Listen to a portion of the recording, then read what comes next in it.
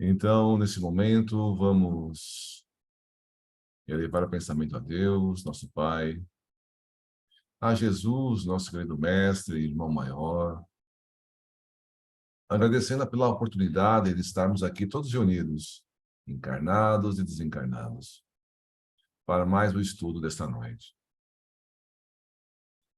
Agradecendo por tudo, por toda a ajuda que temos nos desafios da nossa jornada, agradecendo pelo Natal, o aniversário que a gente comemora no dia 25 de Jesus. Agradecendo por tudo, por toda a paciência que o nosso anjo de guarda tem conosco, dos nossos tropeços, dos nossos equívocos.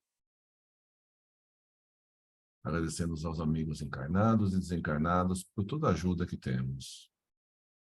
E pedimos que Ele continue nos intuindo, nos iluminando e mostrando o melhor caminho.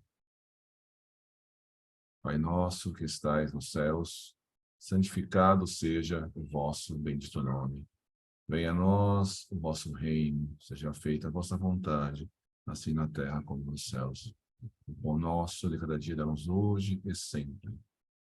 Perdoa-nos, Senhor, nossas dívidas, assim como nós perdoamos aos nossos devedores. E não nos deixeis cair em tentação.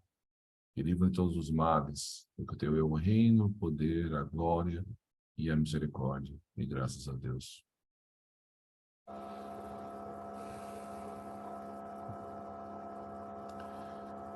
O Evangelho foi aberto no Capítulo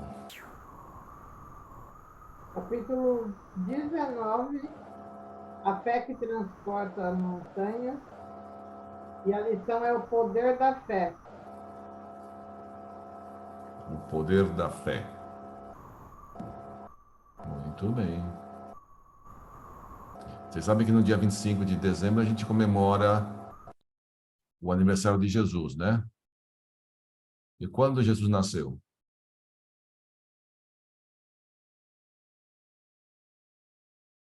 Não foi no dia 25 de dezembro, isso é com certeza. Teoricamente, devia ter sido o dia 25 de dezembro, mas o pessoal fala a história, parece que foi um dia diferente aí e tal, mas o pessoal disse que no dia 25 existia uma festa pagã, né, uma festa de uma outra religião, ou sei lá, outros grupos, e a Igreja Católica resolveu colocar no dia 25 para competir a comemoração com essa outra festa que existia. Mas o importante é que é o espírito que a gente tem, né, que a gente comemora, que a gente pensa em Jesus e faz essa fraternidade, né? Desde que o foco do dia 25 não seja só presentes, né? Presentes, presentes, presentes, presentes, né? O foco deveria ser pensar em Jesus, né? Mesmo porque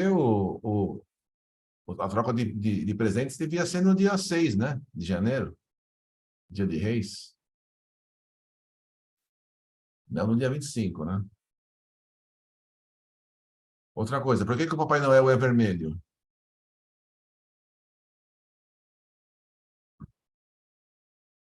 A Coca-Cola que fez o Papai Noel vermelho. Antes o Papai Noel era azul.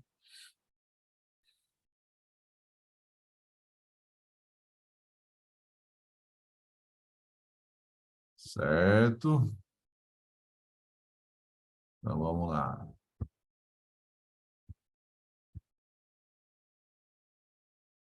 Então, estamos na página, no item 17, crítica e autocrítica.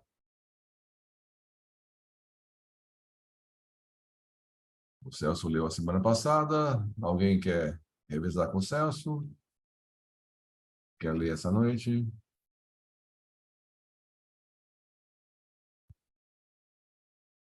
Eu continuo querendo que o Celso leia.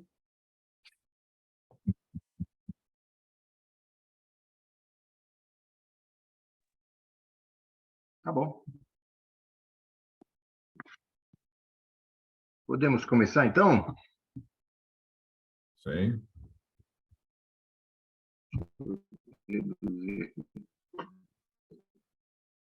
Crítica e autocrítica. Nisso tudo, como saber se a crítica que acaba de ouvir é justa e válida e deve ser levada em conta, ou se o reparo, além de inoportuno, é incompetente? Como distinguir entre o mero estímulo para saber, ao menos, que está indo razoavelmente bem e o elogio barato que o endeusa? A apreciação de um ou outro médium já experimentado é colaboração amiga, expressão velada do ciúme, a ponta aguda da hostilidade surda ou da rivalidade inconsequente. Por isso, em muitos médiums iniciantes, já habituados, quase familiarizados com a fenomenologia e, portanto, aceitando-a como resultante de faculdades normais, como se fosse apenas uma ampliação dos sentidos habituais, começam a surgir dúvidas e questionamentos. Logo que procuram integrar-se em grupos, dos quais precisam para afinar a instrumentação mediúnica e começar a trabalhar regularmente com ela. Que o médium possa enganar-se a ser enganado pelos espíritos e até mesmo pelos seus próprios sentidos de observação, não é difícil de se compreender. Que também não deva atribuir aos espíritos qualquer fenômeno para o qual não tenha à mão uma explicação aceitável, é certo. Que é preciso estar alerta e vigilante para não se envolver em fantasias é igualmente pacífico, mas precisa preservar sua identidade e confirmar-se com personalidade naquilo que esteja convicto de estar com a boa doutrina. Para isso é que precisa estudar. Ouça as observações, leve-as em conta, pondere sobre o que lhe dizem, mas também esteja habituado a distinguir o falso do verdadeiro, o que deve aceitar para se corrigir e aperfeiçoar-se e o que deve rejeitar para não se prejudicar. Tais atitudes foram as de Regina. Sempre que algo ocorria de maneira insólita, a primeira impressão era a de que podia ter resultado de um fenômeno comum, embora sem explicação pronta e acabada. O desaparecimento de um pequeno objeto, por exemplo, provavelmente tê-la-ia colocado em algum lugar diferente e se esquecera, ou alguém havia levado para outro cômodo, colocado numa gaveta ou coisa assim. Quando, porém, o objeto desaparecia ou reaparecia enquanto ela o contemplava, em plena lucidez, então era porque algo insólito estava acontecendo. Se tinha um sonho estranho, ainda que nítido e bem armado, era apenas um sonho. Mas se os eventos nele testemunhados ocorriam tal como lhe haviam sido mostrados, novamente estávamos ante algo digno de exame e meditação. Com o decorrer do tempo e a repetição de tais fenômenos, ou a ocorrência de outros semelhantes, cria-se no médium certa familiaridade com eles. É o caso de Regina. Ela não mais se assustava ou ficava perplexa com certas ocorrências do lar. Na rua ou nos recintos, onde exercia sua atividade profissional, no magistério. Desenvolvia-se uma espécie de intimidade entre ela e os fenômenos observados. Já identificava até seres desencarnados, como ainda veremos. Habituara-se a curiosos fenômenos de efeito físico, premonição, vidência, clareaudiência, psicografia ou intuição, telepatia, desdobramentos e outros. Quando começou a receber por psicografia comunicações do anônimo espírito que apenas dizia ser seu amigo, desinteressou-se a pedido dele próprio da sua identificação, concentrando-se no teor, no conteúdo desses textos. Logo compreendeu que o texto não é bom e aceitável apenas porque vem assinado por um nome ilustre ou respeitável, nem mal ou desprezível porque não tem assinatura ou a que traz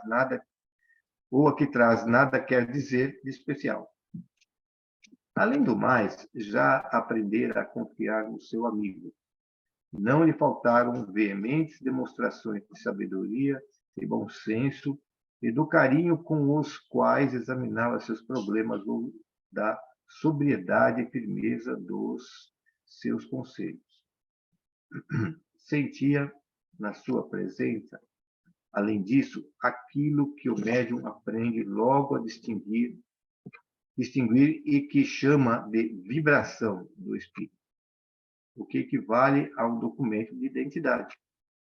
Mesmo que alguém se aproxime dela tentando fazer-se passar por ele, isto, aliás, nunca aconteceu, ela saberia distinguir o verdadeiro do falso.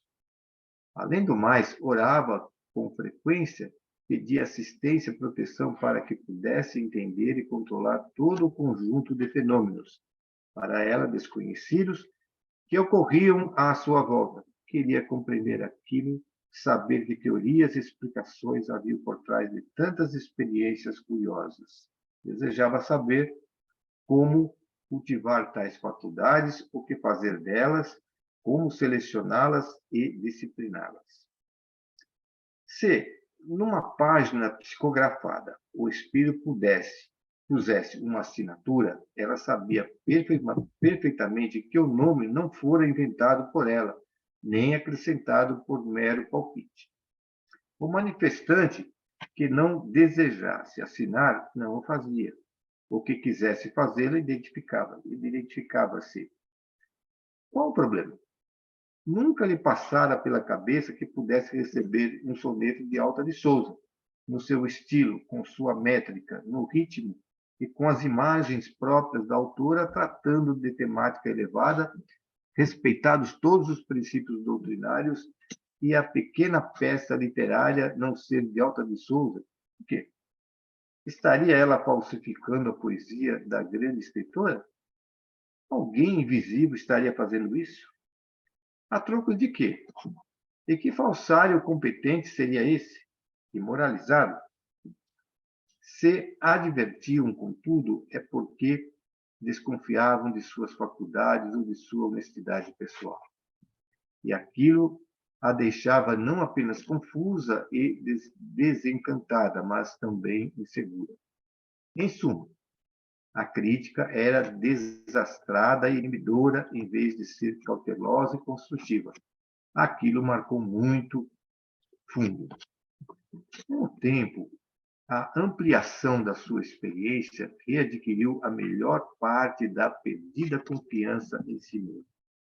Nunca mais, porém, conseguiria considerar os fenômenos mediúnicos que por ela se produziam com a mesma tranquila e espontânea segurança de outrora, quando recorria à sua própria crítica pessoal e aos seus raciocínios, a fim de avaliar os fenômenos insólitos, buscando, em primeiro lugar, a explicação mais óbvia, mais natural, menos sofisticada. Ocasionalmente, valia-se da competente opinião do seu amigo espiritual, mas não se sentia à vontade para importuná-lo a cada momento como se ele estivesse permanentemente à sua disposição. Tinha, contudo, íntima e inabelável convicção de que não estava fraudando, nem era vítima da ilusão ou de alucinações sensoriais. Sua mente continuava a funcionar normalmente. Ela dava perfeita conta de todos os seus deveres profissionais e pessoais, comportava-se exemplarmente, não era dada a vícios de espécie alguma, entregava-se com regularidade à prece e à meditação. Por quê? E para que iria mistificar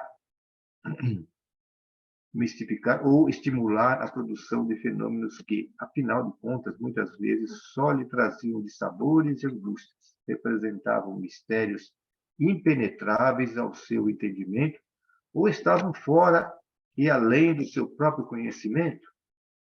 No estado de vigília, jamais teria sido capaz de escrever em minutos um soneto no estilo de Alta de Souza ou de quem quer que fosse, ou uma comunicação como as de seu amigo ou do Dr. Bezerra de Menezes, que traziam conceitos e informações que ela ignorava ou até contrariavam posturas pessoais dela.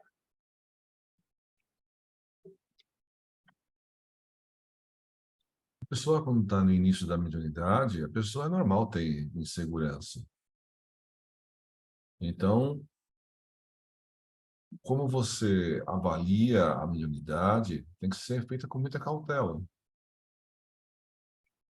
Mesmo uma pessoa com mais experiência na mediunidade, ela pode, às vezes, um espírito tentar se passar por outro, e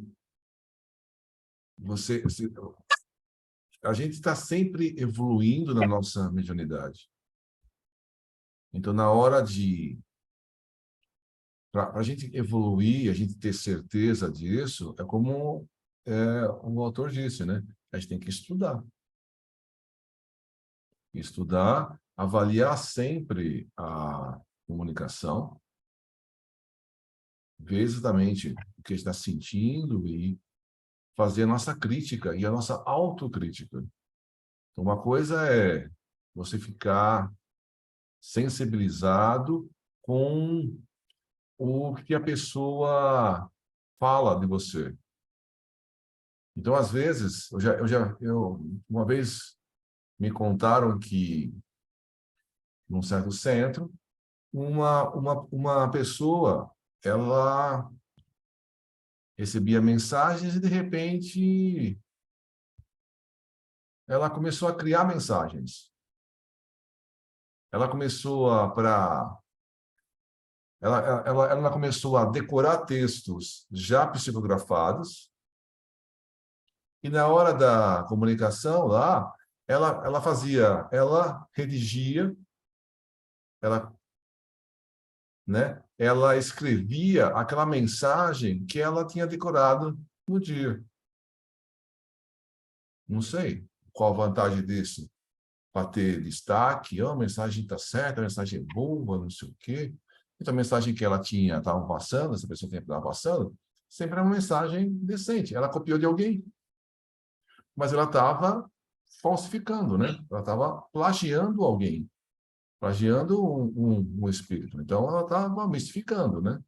Apesar da mensagem ser autêntica, não foi ela que recebeu. Então, nesse caso, a pessoa estava plagiando. Mas no caso de a gente, quando o médium recebe, a gente tem que saber, né? A gente tem que, e a própria autocrítica é muito importante. E você, para fazer a sua autocrítica, você tem que estar sabendo, ou seja, estudar.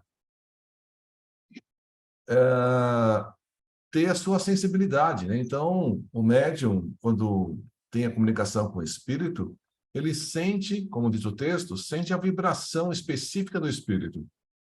Então, se é o espírito de um tipo, de outro, né?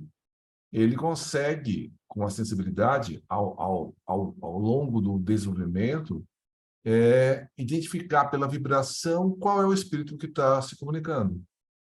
Então, sei lá, o anjo de guarda se comunica com frequência, você reconhece bem a vibração. E se alguém quiser se passar por um anjo de guarda, o médium já com uma certa experiência não deve ser tapeado, porque você deveria sentir uma vibração diferente. Aí ele está dizendo, né, sobre você, de novo, né, você assinar ou não uma psicografia. Independente se tem assinatura ou não, o mais importante é o conteúdo, né? Então, mesmo que tenha uma assinatura e você vê lá o conteúdo, não está dentro da doutrina, aquela assinatura não quer dizer nada. Então, alguém assina lá, Bezerra de Menezes, e fala um monte de bobagem. Ué, opa, tem alguma coisa esquisita nessa.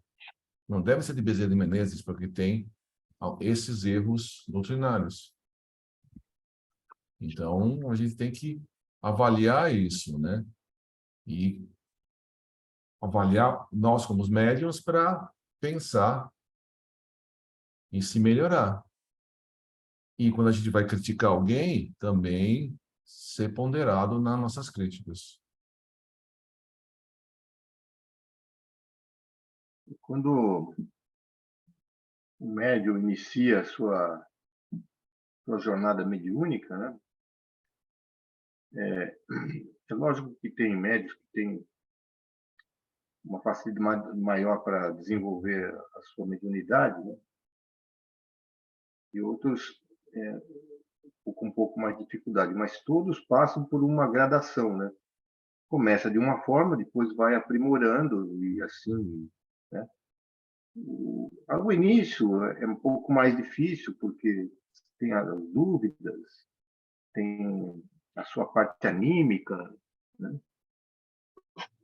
Então, mas a gente tem que levar em consideração que ao longo do tempo a mediunidade vai se aprimorando, o médium, aliás, vai se aprimorando, né? Então, dá margem a ele poder receber a impressão de vários espíritos, tanto, né, daqueles que têm as necessidades, aqueles que vão ser tratados, né? E aí existe uma gama enorme, tem aqueles que morreram não sabem que morreram, tem aqueles que morreram de uma enfermidade bem louco, tem aqueles que são vingativos, enfim, uma variedade de espíritos, né? Aqueles que receberam traição, enfim, é um negócio assim, né, que é enorme, né? Então você vai recebendo assim, mas médium chega num momento que para poder regularizar, equilibrar o seu psíquico também, a sua vibração, ele precisa também receber de vez em quando o seu guia, ou então um espírito protetor. E esse sim é que a gente deve saber como ele vem. E eu noto que os médiuns iniciantes dificilmente conseguem receber logo em várias reuniões o espírito protetor. Ou então, mas ao longo do tempo ele vai receber. E quando recebe, eu noto que pelas palavras, né, há uma influência anímica muito grande do médium sobre a palavra do espírito, né? Porque a forma como o médium ele se exprime, a gente vê que ainda tem uma parcela muito grande dele dentro da comunicação do médium, do espírito. Mas a gente tem que ter paciência mesmo, né? Aí vem numa outra. Eu acho que nem sequer merece críticas, né? A não ser que o médium pergunte: a comunicação foi boa, foi falado alguma coisa errada, alguma coisa assim, aí você responde.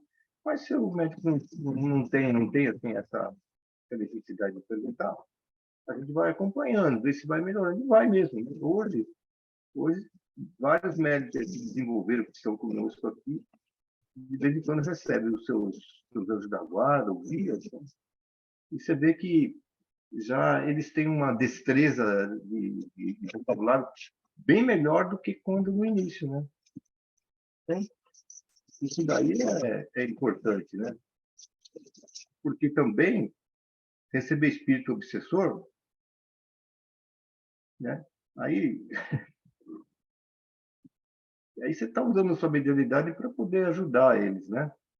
O problema maior está quando você quer receber um espírito guia que vai dar a mensagem, e aí pode ser um embusteiro, né?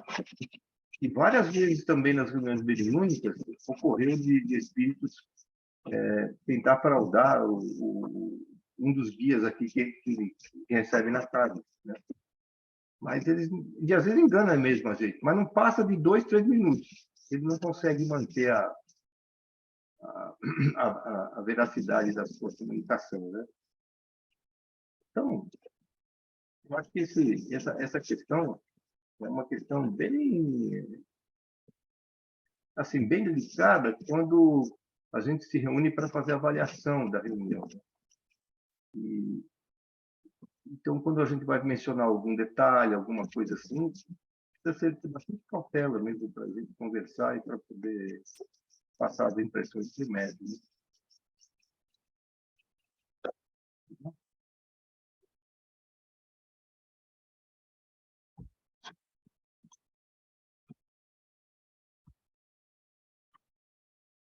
O crivo da razão.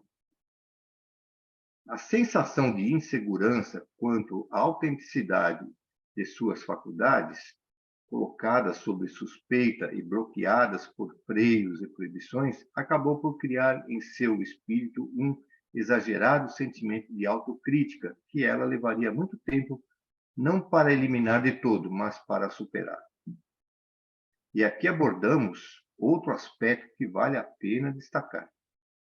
Claro que o médium não deve e não pode, se não se perde, ser crédulo e irresponsável, aceitando como bom tudo quanto lhe ocorra ou qualquer texto que produza ou qualquer visão que tenha, simplesmente porque provém, ou assim ele supõe, dos espíritos. A realidade é bem outra. Se um fenômeno provém dos espíritos, deve examiná-los com a maior atenção e senso crítico, para evitar envolvimentos indesejáveis e até obsessões, ainda menos desejáveis. Se são produtos de sua fantasia ou automistificação, então a coisa é ainda mais grave, pois está sofrendo de distúrbios mentais e emocionais. Terá de ter bom senso para identificar a falsidade e a coragem de rejeitá-la sumariamente, se é que deseja e pretende preservar a sua própria integridade e identidade. Bom senso como? Se, por exemplo, um texto psicografado for confuso, inconclusivo, mal escrito, ridículo, fantasioso, é certo provir de espíritos desarmonizados e perturbados. Já tive a oportunidade de ter em mãos textos assim, que pretendiam ser, segundo as assinaturas neles existentes, de autoria das maiores figuras do pensamento universal na filosofia e na teologia, como Sócrates, por exemplo. Faltou aí bom senso, como também espírito crítico, por mínimo que fosse, e sobrou confiança e ingenuidade ou vaidade. Faltou o crivo da razão, de que nos falou Kardec. Não é nada difícil para um espírito ou uma equipe deles promover fenômenos insólitos em agrupamentos humanos despreparados, fazer revelações pessoais, prever acontecimentos de pequena monta que acabam por ocorrer mesmo e até promover curas. Por meio de tais artifícios, acabam por conquistar a confiança ilimitada dos incautos. Daí em diante, será simples continuidade, impingindo tranquilamente instruções, impondo rituais, formulando doutrinas exóticas, criando até uma nova seita. A habilidade e a malícia de alguns desses espíritos só é superada pela ingenuidade e excesso de confiança dos encarnados que a eles se submetem. Sei de caso em que se identificaram para uso externo com nomes modestos e anônimos, revelando, contudo, a uns poucos iniciados suas verdadeiras identidades. Estas, sim, rotuladas como alguns nomes do maior relevo histórico. O relacionamento torna-se uma espécie de deliciosa cumplicidade, na qual apenas alguns escolhidos a dedo sabem com quem estão falando, ao passo que, para a massa ignara, prevalece o nome de guerra, modesto, obscuro, anônimo. Feito isso, é só produzir comunicações aparentemente eruditas, adornadas de revelações científicas, religiosas ou pessoais, sem esquecer fartos elogios aos presentes a título de estímulo. Aliás, Cuidados muito especiais e severa atenção devem cercar estes aspectos das comunicações escritas ou faladas. Em qualquer grupo, em que lugar for, seja qual for o médium ou o espírito que se diz seu autor. Cuidado com revelações mais ou menos sensacionais, com informações acerca de vidas anteriores dos componentes do grupo e, principalmente, com elogios que o destinatário quase sempre considera justos e merecidos, mas que trazem o sutil e insidioso excitante da vaidade pessoal. Em mais de 2 décadas de trabalho junto a grupos mediúnicos, nunca ouvi de qualquer amigo espiritual o elogio sequer. Seria porque não correspondia às suas expectativas? É possível. Mas, se assim fosse, ter-me-iam dito, com a mesma serenidade, educação e firmeza, que era melhor encerrar as tarefas ou procurar outras. Se uma vez ou outra mostraram-se agradecidos pela nossa modestíssima colaboração, limitaram-se a dizer que o trabalho era do Cristo, sem o qual não poderia ter sido jamais feito e, portanto, os resultados também a ele pertenciam. E devíamos estar muito felizes por servir, dado que o serviço, por si mesmo, já é um privilégio. Não estamos fazendo favor a ninguém em especial, senão a nós mesmos, ainda mais que cada tarefa tem, invariavelmente, sua própria lição, implícita ou explícita. É na imperfeição alheia que se reflete a nossa própria, como num espelho baço, mas suficiente para nos contemplarmos em toda a nossa inadequação. Não há, pois, de que se orgulhar. Portanto, cuidado com os elogios, os segredos, as identificações, as revelações e as profecias.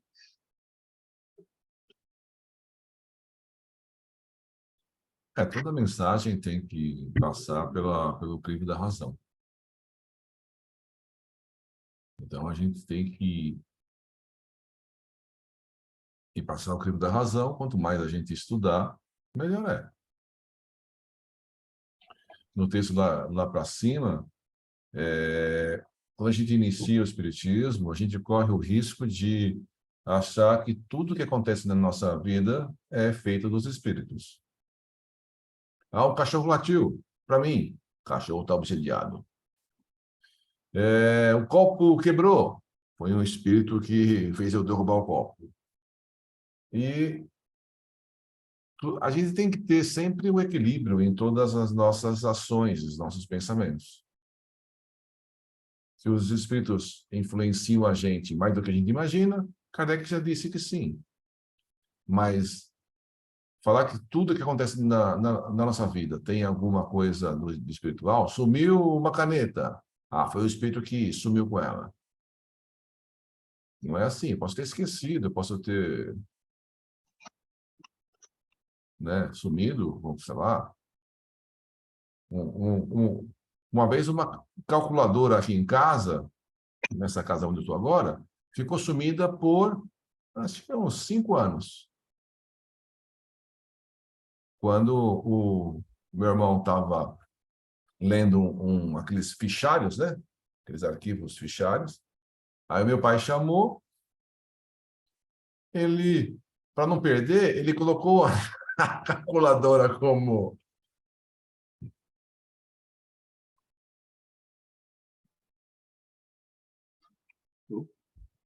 Desculpa. Ele colocou a calculadora no meio para marcar, aí quando ele voltou do meu pai, ele colocou aquele fichário na estante, e anos depois que ele foi mexer naquele fichário, ele achou a calculadora que ele tinha perdido. Foi os espíritos que perderam a calculadora? Não. Foi um descuido, sei lá. E assim a gente tem que tomar cuidado com esses fenômenos que a gente indica, acha que não, tudo influência espiritual. Outra coisa que ele falou aí é cuidado com as curas. Lá no livro Aconteceu na Casa Espírita, ele fala um caso de uma médium que a médium dava passes, né, na pessoa e a pessoa se curava. Aí, e ela percebeu que isso acontecia com uma certa frequência. A pessoa vinha com problemas graves, tal, vai lá, ela dava o passe e a pessoa se curava. Aí ela falou, ó, eu tenho mediunidade de cura. Aí ela falou com a direção da casa para que fosse montado um dia específico para ela trabalhar a mediunidade de cura dela. Porque ela era só mais uma pessoa que dava passe. Mas ela queria que, vendo a mediunidade dela, que fosse criado um trabalho específico de cura para ela trabalhar. Aí a direção da casa falou, vamos avaliar, vamos pensar, vamos refletir, para ver como isso acontece. Aí ela se melindrou e saiu da casa. Diz no livro que os espíritos, né, queriam exatamente isso, que ela saísse da casa. Então, o que fizeram? Eles colocavam uma carga negativa, de uma vibração ruim na pessoa, a pessoa se sentia mal. Aí, quando ela dava o passe, eles tiravam essa carga negativa, para ela ficar sentindo a vaidade e se sentir uma pessoa especial. Então, o foco era ela, né? Então, eles deixavam a pessoa doente e, quando ela dava passe, retiravam aquela energia negativa que eles mesmos tinham colocado.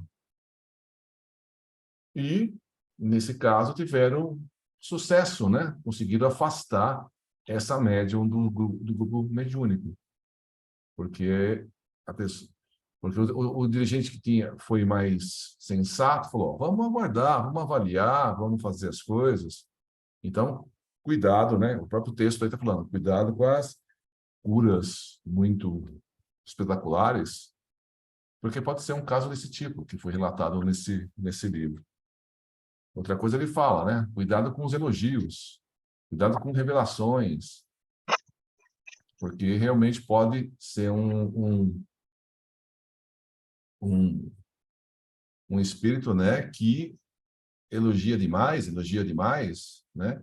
A gente trabalha, a gente faz a nossa parte e tal. Como no caso do Hermínio C. Miranda, a gente não recebe elogio no nosso trabalho, né? Só fala, ó, pergunta, como é que tá o trabalho? Tá indo, tá normal, né? A gente vai se tiver muito elogio, a gente tem que desconfiar, né? Porque se nós somos todos imperfeitos. Imagina um espírito de muito melhor desenvolvido que a gente ficar elogiando demais a gente. É mais para o nosso ego, né?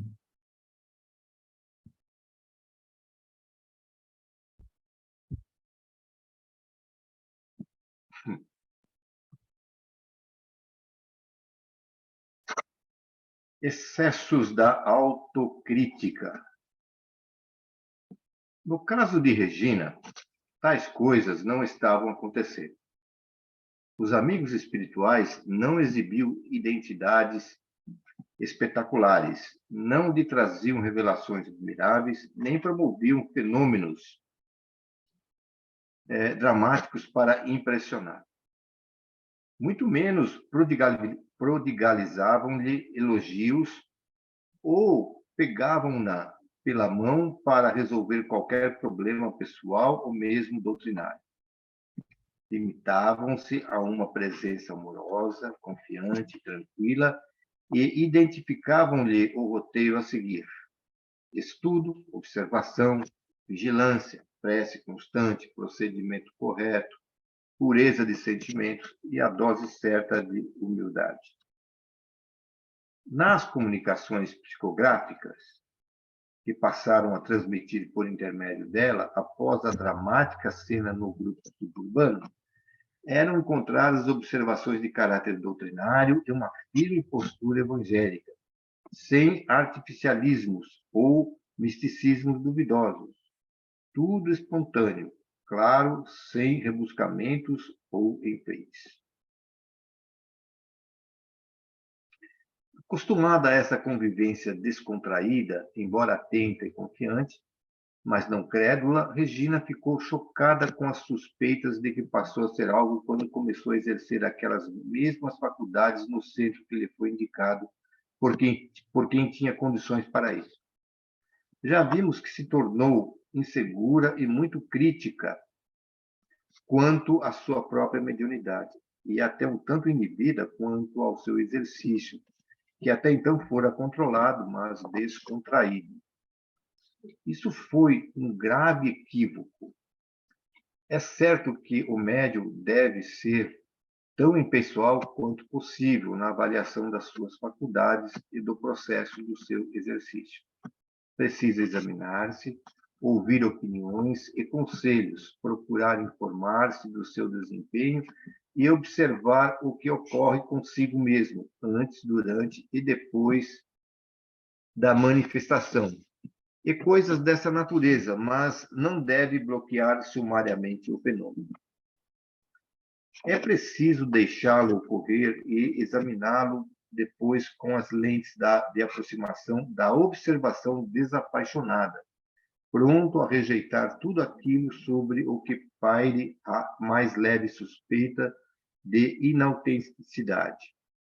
Erasto, em O Livro dos Médiuns, deixou documentada uma muito citada recomendação, a sua muito citada recomendação. É melhor rejeitar 9 verdades do que aceitar uma mentira.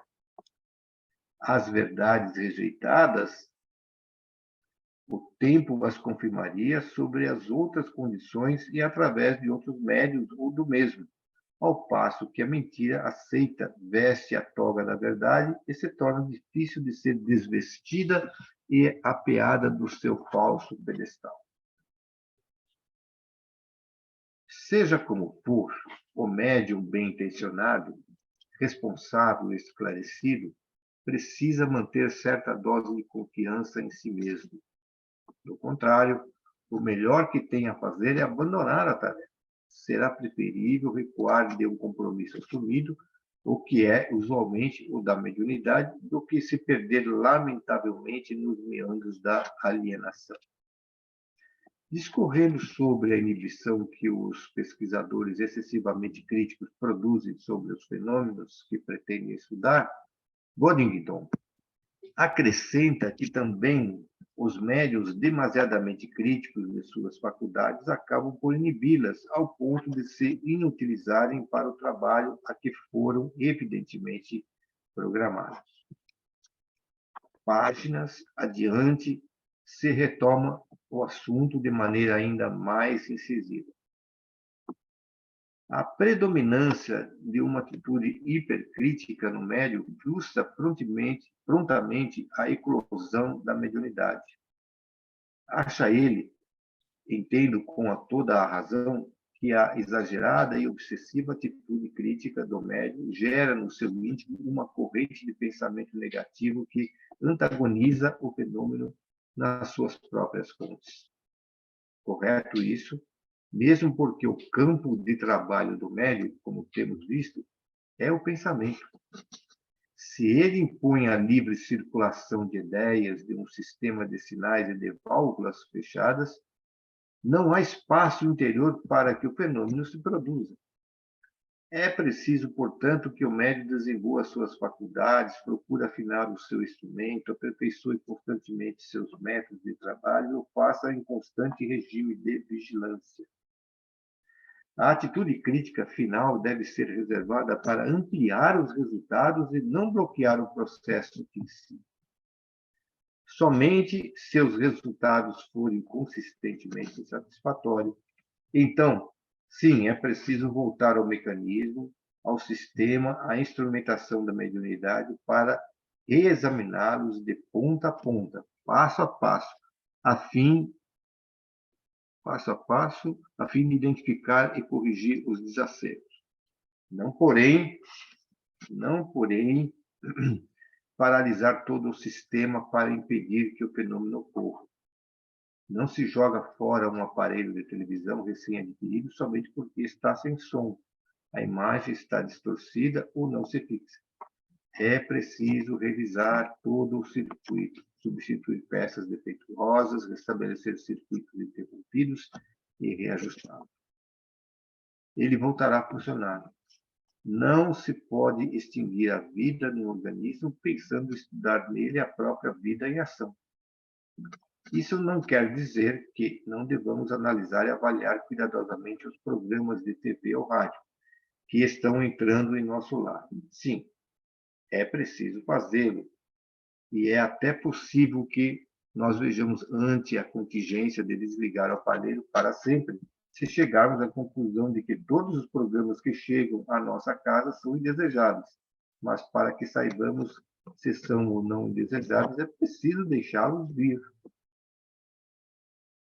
Como na comunicação mediúnica, a crítica é a posteriori e não a priorística.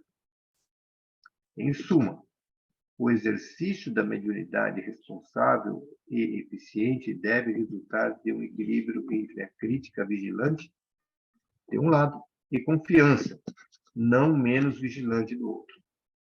Como em tantas outras situações na vida, aqui também o radicalismo das posições é igualmente desastroso, tanto num extremo como no outro.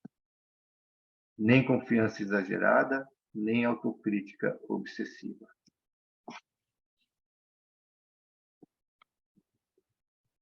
Essa última frase identifica, né? Resume tudo, né? Nem confiança exagerada, nem autocrítica obsessiva. Tudo que a gente passa, a gente tem que passar pelo crivo da razão. Então, pelo fato de você estar recebendo uma mensagem mediúnica, não quer dizer que ela seja boa ou ruim. Depende do espírito que está passando. Então, espíritos desencarnados, existem espíritos elevados e espíritos atrasados. Espíritos que estão querendo ajudar e espíritos que estão querendo enganar. Então, a gente tem que realmente avaliar todo o texto que a gente lê. E quando a gente faz, né, a gente tem que ter a autocrítica, com certeza. Agora, a nossa autocrítica não pode inibir o nosso trabalho. Então, a gente tem que fazer a reflexão, escutar outras pessoas, mas e tentar melhorar o trabalho. Agora, fazer com que essa autocrítica bloqueie totalmente o trabalho, aí é complicado. A gente pode avaliar, por exemplo, as mensagens mediúnicas como na internet. Tem gente que acredita que toda mensagem recebida no WhatsApp, mensagem recebida na internet, é verdade. E é uma bobagem, né? Então, você pode vir mensagens muito bem escritas no WhatsApp, na internet, que pode ter tá muito bem escrita, mas ser uma mentira escandalosa. E as pessoas acreditam, né? As pessoas querem acreditar. É aquele, por exemplo, aquele Código da Vinci. Aquele livro, Código da Vinci, é um livro de ficção. E uma vez eu vi um documentário sobre o Código da Vinci, dizendo o seguinte, que o autor, ele pegou fatos históricos e combinou com fatos que ele criou. Então, ele misturou as duas coisas. Então, tem alguns fatos ali no livro que são verdades, que aconteceram. E ele fez uma mistura com coisas que ele surgiu da cabeça dele, que ele inventou. Então, ele criou um texto muito bem escrito, muito bem elaborado, que misturou as duas coisas. E tem pessoas que, pelo fato de achar alguns fatos reais no livro, acha que todos os fatos são reais, que é uma bobagem. Então, é a mesma coisa em qualquer mensagem mediúnica. Então, você pode, dentro de um texto psicografado, falado, pode ter escrito verdades, misturado com outros fatos criados. Então, a gente tem que tomar cuidado para que o espírito não utilize desse modo de escrever e a gente seja enganado. Por isso que quanto maior a gente tem que ter a crítica, conhecimento, estudo, para cada vez, né, a gente não ser enganado por espíritos. Independente se ele se identifica, se ele assina ou não.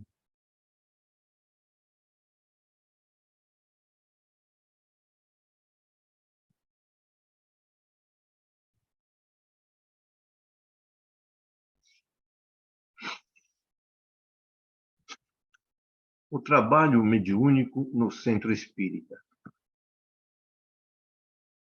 Não há dúvida, portanto, de que o médium iniciante está sujeito a sérias dificuldades de adaptação ao procurar integrar-se num grupo onde possa desenvolver adequadamente suas faculdades ou promover os ajustes de acabamento ou afinação delas, se as leva em fase mais avançada de operação. Convicto de que não pode e não deve exercer isoladamente sua mediunidade, vê-se na contingência de selecionar um bom grupo que possa frequentar com regularidade e no qual encontre apoio, orientação e espaço para trabalhar, bem como pessoas não apenas dispostas a esse tipo de colaboração, mas também dotadas de outras condições, como conhecimento da teoria e experimentados na prática dos fenômenos, dotadas de coração generoso, prontas a corrigir possíveis deficiências e desvios na prática mediúnica, mas razoáveis, serenas, compreensivas, que proporcionem estímulo, mas se abstenham do elogio inconsequente. É difícil reunir tantas condições em um só grupo, especialmente quando são muito amplos e ambiciosos seus planos. Não que os agrupamentos espíritas sejam condenáveis porque são grandes. Cresceram impelidos por sua própria dinâmica e devido às carências dos seus frequentadores para poderem atender com certa continuidade a multidão que aflui às suas salas de passes, aos auditórios onde ouvem palestras, aos departamentos de assistência social. Para tudo isso, é preciso ter um mínimo de estrutura administrativa, uma hierarquia, manipular recursos de vulto, montando e sustentando, enfim, toda uma organização, digamos, burocrática. Tudo bem, mesmo porque é praticamente impossível evitar a expansão dos centros que alcançam certo êxito nas suas tarefas, precisamente porque estão dando o melhor de si no atendimento de crescente número de pessoas que os procuram para suas aflições emocionais, seus problemas espirituais e suas carências materiais. É desejável, contudo, que, em grupos mais amplos, o trabalho mediúnico não seja afetado pelo gigantismo, que resulta em complexidades perfeitamente evitáveis. A solução não está, a meu ver, nem em deixar crescer indefinidamente o mediúnico, nem em extingui-lo sumariamente para cuidar apenas dos aspectos sociais, administrativos e de divulgação. O trabalho mediúnico é da essência das tarefas coletivas que se promovem em qualquer centro espírita. É por seu intermédio que se mantém o intercâmbio com os seres desencarnados, tanto aqueles que nos trazem a palavra em busca de socorro, esclarecimento e ajuda exatamente por se encontrarem mergulhados em conflitos seculares, dos quais não sabem como sair sozinhos, nos trazem a Por aí. palavra de orientação. Então, vou repetir aqui. É por seu intermédio que se mantém o intercâmbio com os seres desencarnados, tanto daqueles que os trazem na palavra de orientação, de aconselhamento, de sabedoria, como os que vêm em busca de socorro, esclarecimento e ajuda, exatamente por se encontrarem mergulhados em conflitos seculares, dos quais não sabem como sair sozinhos ou relutam em assumir suas responsabilidades kármicas por saberem da carga de dor que os espera. O trabalho mediúnico complementa, amplia e sustenta o trabalho material que se realiza no grupo. O espiritismo é dualista, isto é, está sempre atento aos dois aspectos distintos integrados sobre os quais se manifesta o ser encarnado, o físico, material orgânico e o espiritual. Ao cuidar de um aspecto, temos de estar atentos ao outro. Muitos dos que procuram os centros espíritas estão necessitados de ajuda material, tanto quanto de assistência espiritual. Seria incongruente cuidar apenas de uma de tais condições em total desatenção da outra. Quando, portanto, intensifica-se a atividade mediúnica a ponto de tornar-se o grupo grande demais, é preciso desdobrá-la em unidades menores, de forma que, dentro das tarefas normais e sem prejuízo do trabalho global, sejam encontrados espaço e tempo adequados para que continue a desenvolver-se harmonicamente as duas faces do trabalho, ou seja, a material e a espiritual, sem prejuízo de nenhuma delas. O que deve ser evitado é o gigantismo da unidade mediúnica pelas dificuldades de relacionamento que cria e que acabam fatalmente por afetar a qualidade do trabalho que ali se pretende realizar. As tarefas se desenvolvem em perfeita harmonia e com excelentes resultados em grupos mediúnicos reduzidos. Perdem-se muitas vezes em complicações e inesperadas dificuldades à medida que o grupo cresça desordenadamente. Escreve Kardec em O Livro dos Médiuns. A dificuldade ainda grande de reunir crescido número de elementos homogêneos deste ponto de vista nos leva a dizer que, no interesse dos estudos e por bem da causa mesmo, as reuniões espíritas devem tender antes à multiplicação de pequenos grupos do que a constituição de grandes aglomerações. E explica suas razões a seguir. Já vimos de quanta importância é a uniformidade de sentimentos para a obtenção de bons resultados. Necessariamente, tanto mais difícil é obter-se essa uniformidade quanto maior for o número. Nos agregados pouco numerosos, todos se conhecem melhor e há mais segurança quanto à eficácia dos elementos que para eles entram. O silêncio e o recolhimento são as mais fáceis e tudo se passa como em família. As grandes assembleias excluem a intimidade pela variedade dos elementos de que se compõe. Exigem sedes especiais, recursos pecuniários e um aparelho administrativo desnecessário nos pequenos grupos. A divergência dos caracteres das ideias aí se desenha melhor e oferece aos espíritos perturbadores mais facilidade para semear discórdias. Quanto mais numerosa é a reunião, tanto mais difícil conterem-se todos os presentes. Allan Kardec, de 1975.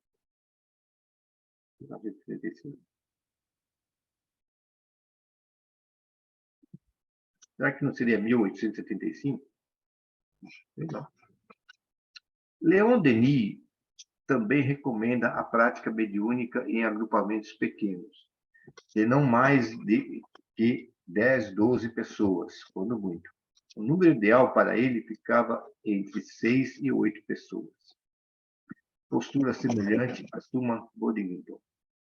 Em grandes grupos de pessoas não se pode obter harmonia porque o assunto é tratado de maneira tão diversa que nem mesmo a amizade Com um é possível. Com uns poucos amigos escolhidos, a harmonia é facilmente conseguida. Assim, poucos membros, usualmente 6 a 10, têm sido a condição mais satisfatória para grupos de desenvolvimento em geral. Outra razão é a de que muitos não podem comparecer regularmente.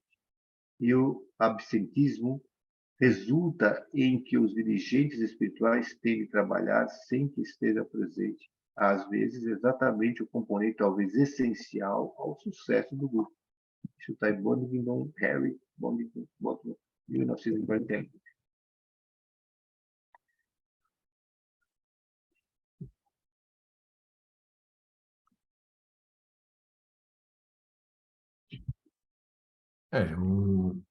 Realmente, um grupo pequeno, é mais fácil você ter uma harmonia em todos os membros desse grupo.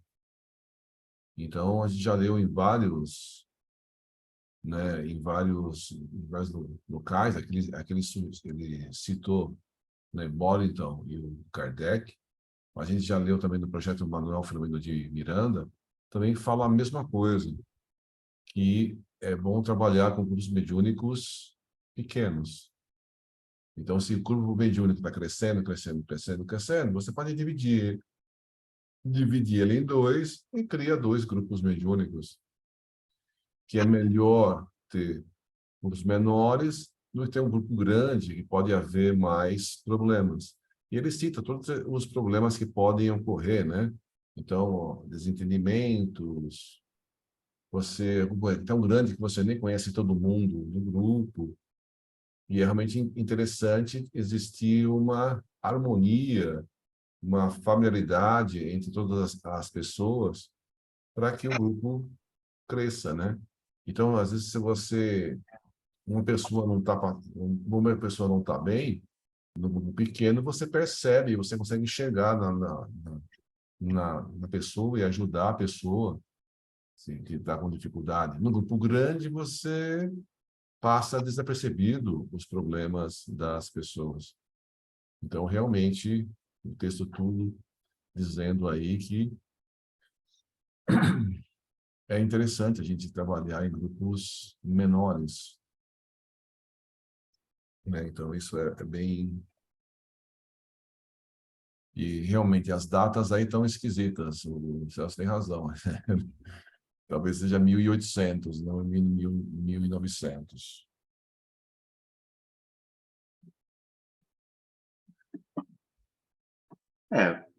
A gente considera aqui, por exemplo, tanto acho que na Casa do Caminho quanto aqui na Casa da Esperança, a gente tem um grupo pequeno, né? Bem harmonioso, né? E está dentro do parâmetro aí que foi explicado aí por essa parte, do funcionamento do centro espírita, né? E realmente a gente tem prova disso, né? Porque a gente acaba criando uma família, né? Você tem intimidade, você fala, você pode, inclusive, um aspecto de críticas, você sabe como relevar, você sabe até que ponto uma pessoa pode aguentar uma crítica, né? Tem uns que tiram uma sarrinha de vez em quando, né? Mas é assim por causa da intimidade que a gente tem, né, sobre essas coisas. As opiniões que cada um pode dar, né? Isso é importante. E mais ainda, né, a gente lembra do Joana de Anjos, né, que você, depois de 10 anos de convívio, é que a gente vai passar o entusiasmo, né? Ele falou, 10 anos precisa, né? Porque quando passar o entusiasmo, porque no início a gente está entusiasmado com as coisas, né? É importante que ele passe o entusiasmo e a gente passe até assumir o compromisso, né? Por ele ser bom, ser gostoso, a gente participar, né? Agora, uma crítica, por exemplo, que a gente tem feito nas nossas reuniões aqui, é que boa parte dos médios, eu diria até que 50% deles, né? É difícil para ir no estudo. Eita, participar do estudo, né? Às vezes fica aquela imagem daquele, o mais importante é ir na reunião mediúnica. O Raul já falou uma vez que se ele pudesse escolher, ele escolheria primeiro a reunião de estudos, né, você ter conhecimento suficiente para depois você dar importância para a reunião mediúnica. O ideal é você levar em comum as duas, né, e se aprimorando, né, porque senão você fica só, né, na manifestação dos espíritos, das mensagens, mas como a gente anotou agora vários textos onde envolvem as palavras de Kardec, dos espíritos, está tudo no livro dos médios, está tudo lá no livro lá dos espíritos. Se a gente não vai lá, como é que a gente faz, né? Então, quando a gente está em família mesmo, melhor a gente, em grupo, melhor para estudar, trocar ideia aí, você pode conversar um com o outro mais abertamente no estudo, né? E gozada aqui, quando a gente está no nosso estudo aqui, agora é um tal das pessoas assistirem palestra do Haroldo, do Rossandro, e do Alberto Almeida, e do próprio Divaldo, do Raul Teixeira, e outros, né, que tem aí muito bons também, né? E aí você vai no estudo, de repente você está falando um livro do Espírito, eu vou assistir a palestra que o Haroldo falou, eu vou assistir a palestra porque o Rossandro falou aqui. Você vai trocando ideias, né? Você vai trocando ideias, aí você vai crescendo, né? Isso a gente leva, desaba na reunião mediúnica. Isso faz com que a produção da mediunidade ela seja mais eficiente, né? Mais confiante, tudo isso. Né?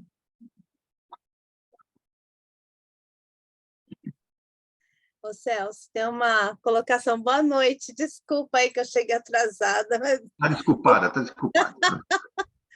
E mesmo nessas palestras do Haroldo, do Rossandro, né, a gente tem que ter o ouvido crítico também, né? Porque às vezes tem algum comentário, alguma coisa que a pessoa faz assim, e que você fala, opa, peraí, né? Mas será que condiz isso? Né? E mesmo, será que não é a opinião dele? Então, a gente tem que, mesmo eu já assistindo mesmo palestra, mesmo do Haroldo, eu falei, opa, peraí, mas peraí, será que é isso mesmo? Será que a gente, né? Aí é o prestar atenção e o cuidado, né, também.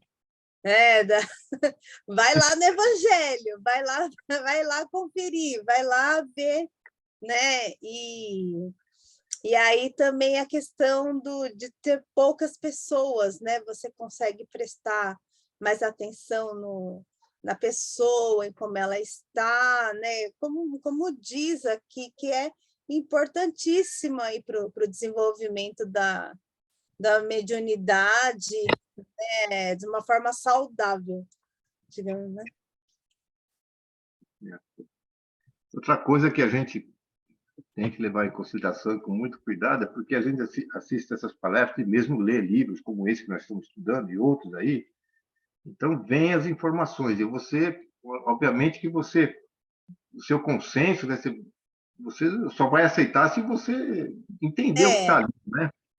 Mas porque você entende, aí você começa a pensar, ó, fulano de tal faz exatamente o que ele está falando aqui. Ele começa a pensar no outro, né? E esses estudos, na verdade, é para a gente nos corrigir, ver o que cabe a nós primeiro, né? Porque a gente, às vezes, quer falar, como é para a minha reunião mediúnica, eu vou levar isso aqui para todo mundo saber, ó, estou fazendo errado aqui, porque o fulano de tal fez isso aqui. Daí também verdade. fica esquisito, né? É. Então, o próprio espírito, às vezes, quando vem e dá uma mensagem, fala, essa aqui caía, o fulano não veio hoje, mas caía bem para ele. Caía bem pra ele. É isso aí.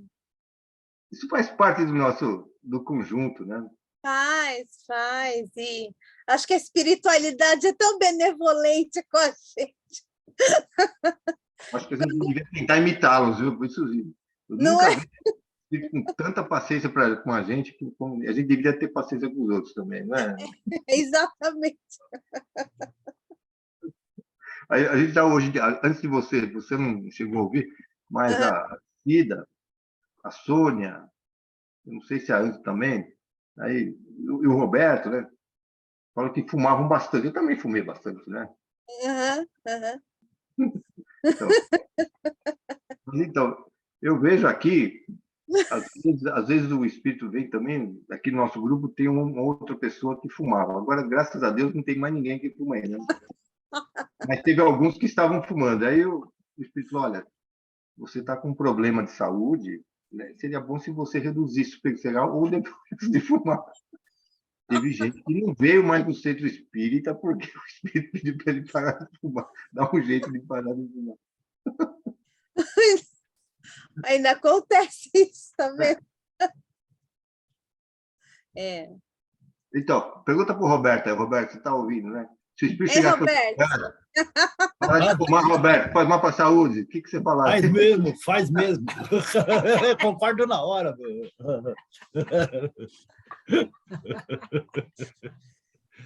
Então, mas o título do livro, a lição de hoje não foi a fé com razão, é isso? Transporta Poder da fé.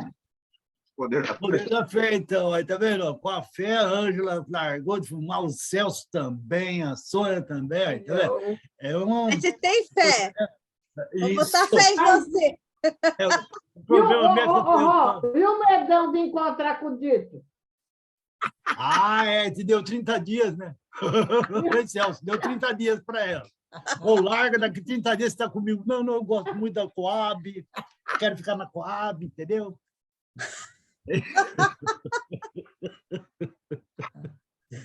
Ai, meu Deus do céu. Mas falando em fé, realmente o cigarro é um vício, é uma montanha. Não, precisa ter fé para transportar essa montanha. Meu. Louco. Eu lembro quando você começou a largar de fumar, Celso, né? Você falava, não, na reunião só eu que fumo. Aí lá entre os gerentes lá, eu tenho que sair fumar e todo mundo não sai. A coisa começa a incomodar, né? Entendeu? Incomoda, né? Meu pai fumava, né? Até acho que a idade, até quando o Arnaldo era criança. E até hoje ele sonha fumando. Mas é difícil mesmo. Mas largou. É igual a bebida. Eu vi que nem o João Gordo, né, aquele cara roqueiro lá, falando que ele tinha todos os vícios, né? Todos, cocaína, era tudo. Ele falou, larguei de todos, mas quando chegou no cigarro, larguei da maconha, larguei de tudo. Chegou no cigarro, foi uma luta, larguei. Falou, mas foi o mais difícil. É isso aí. Então tá aí, né? Tá aí, tá certo. Tem que lutar mesmo. Tem que lutar, né? Tenho fé. A Cida largou legal, meu. Ficou internado uma semana no hospital lá. Saiu sem largar, saiu sem vontade de fumar. Entendeu? É beleza.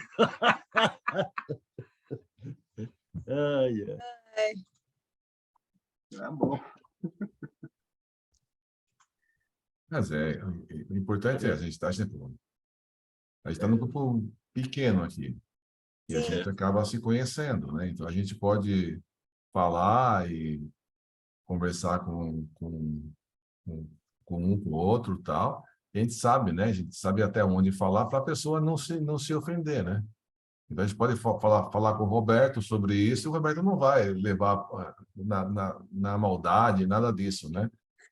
Se a gente tem um grupo muito grande, né? A gente pode falar sobre isso e a pessoa não volta mais, não entra mais nesse grupo, não vai. Então, a gente tem que, realmente, num grupo menor, a gente tem aquela amizade, tem aquela liberdade, sabe até onde vai, até onde, né? Até que ponto a gente pode brincar, né? Porque a gente não sabe, um grupo maior não consegue, né? Uma vez eu estava dando aula, e às vezes para deixar a aula mais, né, o pessoal não dormir direto na minha aula, né, eu fazia algumas brincadeiras, né? E né, jogar caneta nas pessoas, tá, para poder acordar, tal. Então, Leve, tem pessoas que dormem e tal, você joga caneta para ver se a pessoa acorda, né? Bem leve. Uma vez, né, eu fiz uma brincadeira com um aluno. Nossa, o aluno ficou ofendidíssimo comigo, mas não, nossa senhora, né? E a brincadeira não foi nada de grande coisa, tal, mas a pessoa ficou realmente chateada comigo. E ficar o semestre todo, né, com aquele pé atrás, né? Eu falei, opa, mas isso foi para o meu aprendizado para saber. Eu tenho que saber, né, brincar com uma pessoa. Então, a mesma brincadeira com outra pessoa foi tranquilo, mas com aquela pessoa particular, a pessoa se ofende, né? Na verdade, eu brinquei com alguém que eu não conhecia, né? A classe é gigante, né? Devia ter uns 60, 70 alunos, eu fui brincar com alguém que eu não tinha essa intimidade, e a pessoa realmente se ofendeu. Num grupo menor, que você convive mais, como você falou, 10 anos e mais, você vai realmente tendo essa afinidade com as pessoas, sabendo, ó, tá, ó, essa coisa, Pelo amor vai de Deus. fazer, vai, você vai conhecendo todo mundo, né?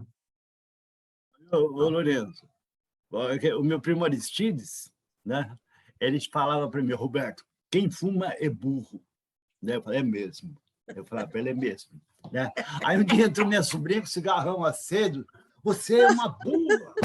Na minha casa, né? Minha sobrinha nem sabia quem ele era, minha sobrinha não voltou mais na minha casa, né? Aí um dia o Tecílio falou para mim assim, você sabe que ele é revoltado do cigarro, Tecílio? Falei, não, ele trabalhou numa serraria e tomou conta de um pulmão dele, o pau da madeira. Aí no médico, o médico falou, olha, a madeira tomou conta de um pulmão, agora se você não largar de fumar, vai tomar o outro, aí você morre. Aí quando ele largou de fumar, ele ficava só um pulmão só. Aí ele achava que todo mundo era burro. Mas tem gente que puxa o cordão, né? E não entendeu, né? Puxou o cordão, sabe como é que é? É. Ai, ai. Muito bem, muito bem. Para Então, encerrar como hoje, entrou a quem quer... palavra, Lourenço, entrou o julgamento aí, não só de crítica ou não crítica no centro, né? Mas fora dele, né? Então, que nem o Aristide, ele tinha uma crítica horrível, né? Quer dizer, ele que sentiu a pedrada, queria dar pedrada nos outros. Então, a gente não pode ser assim também, né? Tem que julgar com carinho, tem que fazer uma crítica com carinho, né? Ó, dá para melhorar, né? Assim se ofende, assim. Então, tem um jeito bom. Depende muito do teu coração, né? Mas tem um jeito bom. Isso, perfeito. É como o Celso falou, né? Você tem que pegar as lições para a gente, né? É, A gente sempre gosta de olhar o cisco no olho do outro, mas esquece de ver a trave no nosso, né? é. Então, realmente, a gente tem que pensar, né? E avaliar sei lá, e procurar corrigir os nossos erros, né? Então, a gente tem grandes erros que devem ser corrigidos e a gente sempre olha os defeitinhos das pessoas ao nosso redor, né? E os nossos grandes a gente acaba esquecendo, né? Então, realmente, tem que se preocupar com isso, na nossa evolução, né?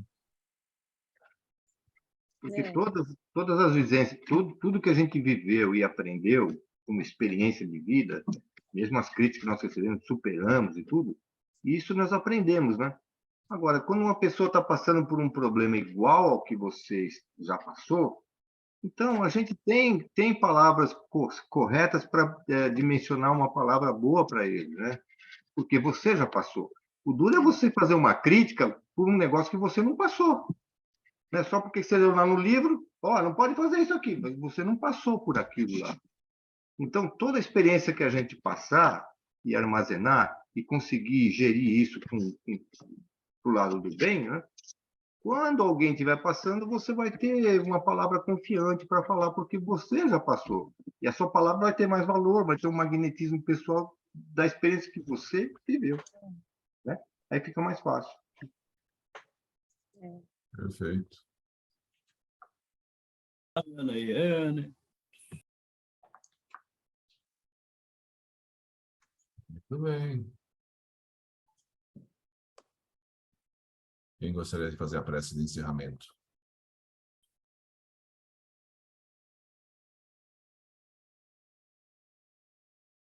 Mais voluntários?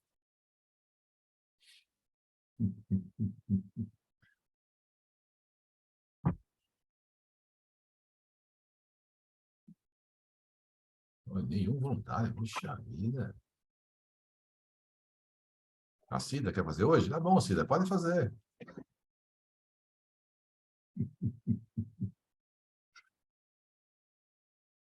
Mas abre o microfone para poder fazer. Aplaudi antes, olha, eu aplaudi antes, hein? Então, nesse instante, com a graça de Jesus, com a aprendizagem que tivemos hoje, com as nossas brincadeiras, foi muito legal, e que Jesus nos abençoe sempre, com muita saúde e muita paz. Pai nosso que estais nos céus, santificado seja o vosso nome. Seja feita a vossa vontade, assim na terra como no céu. O pão nosso de cada dia nos dai hoje. Perdoai as nossas ofensas, assim como nós perdoamos a quem nos tem ofendido. E não nos deixeis cair em tentação, mas livrai-nos, Senhor, de todo mal, e que assim seja, graças a Deus. Até a próxima semana, próxima aulinha.